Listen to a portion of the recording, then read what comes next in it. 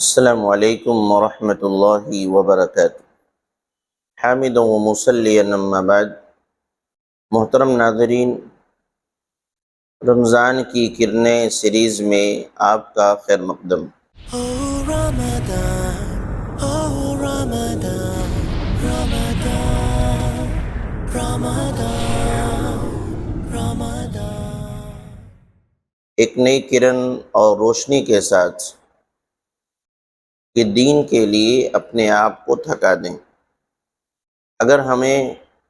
اعلیٰ مقام و مرتبہ چاہیے، درجات کی بلندی چاہیے، تو اس کے لیے فرائض کے ساتھ ساتھ نوافل کا اہتمام کرنا ہوگا اور خوب محنت کرنی ہوگی۔ پیارے نبی جناب محمد رسول اللہ صلی اللہ علیہ وسلم کا مقام و مرتبہ اتنا زیادہ بلند تھا، اس کے باوجود آپ کا عالم یہ تھا کہ عمہ عائشہ رضی اللہ تعالی عنہا سے روایت ہے،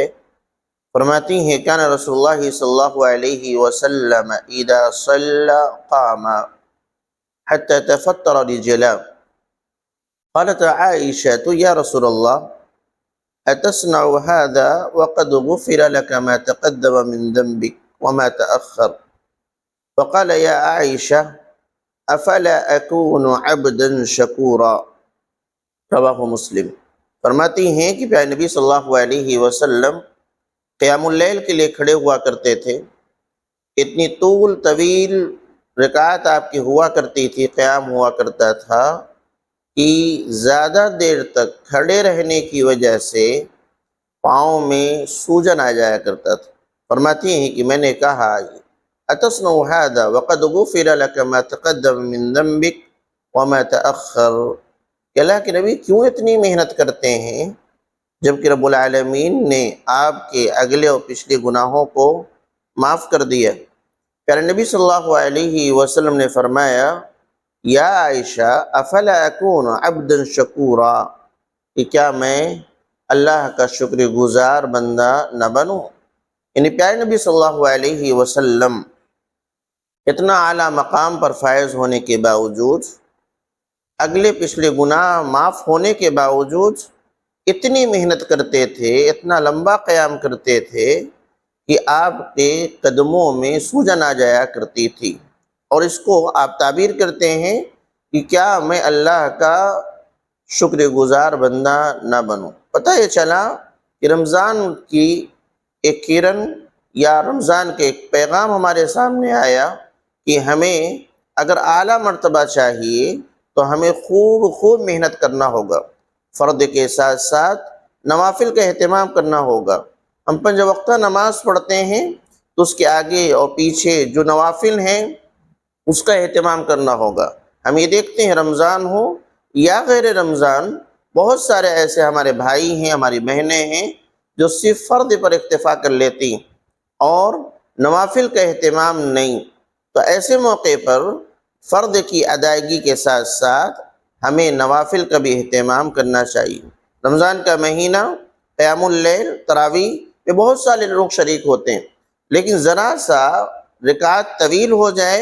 تو لوگوں کو شکوہ و شکایتیں ہونے لگتی ہیں کہ بہت لمبا قیام کرایا گیا ہے، بہت زیادہ پڑھا گیا ہے۔ میرے بھائیوں، میرے عزیزوں، اگر ہم پیارے نبی جناب محمد رسول اللہ صلی اللہ علیہ وسلم کے نقش قدم پر چلتے ہیں اور ہم یہ چاہتے ہیں کہ ہمارا مقام و مرتبہ بلند ہو تو ہمیں تھوڑی محنت کرنی ہوگی۔ اور میں نہیں جانتا کہ کوئی ایسا بندہ ہوگا الا ماشاءاللہ جس کی قیام اللیل کرنے کی وجہ سے پاؤں میں سوجن آیا ہو۔ ابھی تو ہم جوان ہیں الحمدللہ، اور میں ان تمام بھائیوں سے خاص طور سے گزارش کرنا چاہتا ہوں جو الحمدللہ جم جوائنٹ کیے ہیں، محنت کرتے ہیں، اپنے بدن کو بنانے پہ محنت کرتے ہیں، طاقت و قوت لانے کی کوشش کرتے ہیں، تو پھر یہ طاقت و قوت، یہ بدن کا بنانا کس دن کے لیے؟ اس کو اللہ کے راہ میں، اللہ کی عبادت میں اس کو کھپائیے، اس کو تھکائیے، اس طاقت و قوت کو لگائیے تاکہ آپ کی دنیا بھی بنے اور آخرت بھی بنے۔ یہاں ایک بات ذکر کرنا ضروری ہے کہ اپنے آپ کو تھکانا ہے، اپنے آپ کو دین میں لگا کر کے کھپانا ہے، تو اس کے لیے شرط یہ ہے کہ جن جن چیزوں میں شریعت نے اس طریقے سے محنت کرنے کا حکم دیا ہے یا اجازت دی ہے وہیں ہم ایسا کر سکتے ہیں، اس کے علاوہ دیگر مقامات پر نہیں کر سکتے۔ کیونکہ بہت سارے لوگ آپ دیکھیں گے کہ انہوں نے اپنے آپ کو دین کے نام پر تکلیف دینا شروع کر دیا، اپنے آپ کو سماج و معاشرے سے الگ کر لیا، جنگل کی زندگی بسر کرنے لگے، ننگے پاؤں رہنے لگے تاکہ تکلیف ہو، دھوپ میں کھڑے رہتے ہیں تاکہ تکلیف ہو، اپنے ہاتھوں کو اٹھائے کھڑے ہیں 6 مہینہ تاکہ تکلیف ہو۔ اس کا نام دین نہیں۔ اپنے آپ کو کھپانے اور تھکانے کا مطلب یہ ہے جہاں شریعت نے اجازت دی ہے،